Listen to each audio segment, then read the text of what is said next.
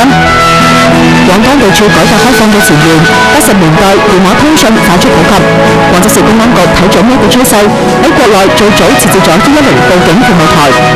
一眨眼30年過去啦，如今廣州110接駐警大廳唔單止設備先進，後台仲專門設立咗覆蓋消防、交警等多警種在內嘅應急小組，可以隨時處置重大突發事件。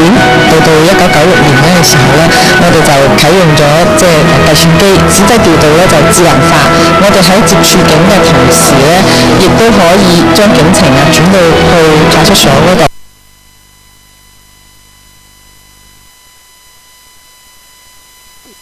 昔日曾經喺呢度工作過嘅老前輩都齊聚一堂，敘述住110嘅變遷故事。我那裡進來那裡，哇，一個不得了，跟現在發展相連在一起的，提高人員、節省人員、服務質量，更有改善服務態度。廣東台記者傅明瑤報道。講完段故，再同你講下網絡啦。110日常嘅運作情況係點樣啊？嗱，平時我都知道嚇，咁啊有時就揾110啊，咁究竟電話嗰邊嘅接警員日日都會遇到啲咩不為人知嘅事呢？佢又有邊啲甜酸苦辣呢？傅文耀繼續同你講講。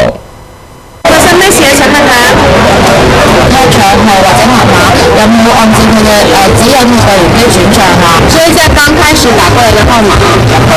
你好，廣州110。你好，廣州110。廣州市公安局嘅110接駐警大廳，平均每個班都安排咗唔少於40名在職值班。以上呢啲對話聽起身平常，咁但係對接警員嘅耐心同埋職業素養都有好高嘅要求。方便進檢查嗎？先生你好，請問先生你好，先生，請回答我的問題。鄭警官喺110接警員嘅崗位上已經奮戰咗17年，佢同記者講，接警員必須要經過專業嘅培訓，咁針對唔同嘅案情提問亦都必須有唔同嘅側重點，咁樣先可以提高接警效率。我哋接警員要喺前3句説話就要判斷出你有咩需求，比如走失人口啦，係成年人嘅話，我哋就會問佢有一句説話就係佢嘅精神是否係正常嘅。可能有啲群眾會接受唔到呢種詢問，但係對於我哋嚟講係好關鍵嘅。同其他客服行業一樣，接警員都經常會遭到市民嘅投訴。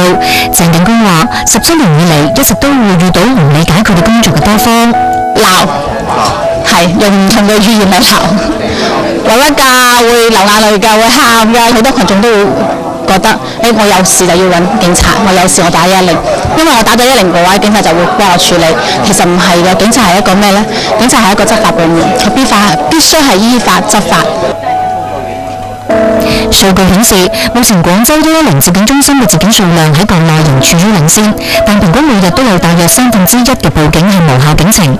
廣州110呼籲社會各界共同愛惜接警資源，為真正有需要嘅群眾留出報警空間，同時切勿以身試法。危急嘅情況或者突發嘅事情，需要我哋民警盡快對著。由於佢哋佔用咗呢個資源，變咗有需要嘅群眾就撥打電話嘅時候就打唔入。廣東台記者傅文耀報道。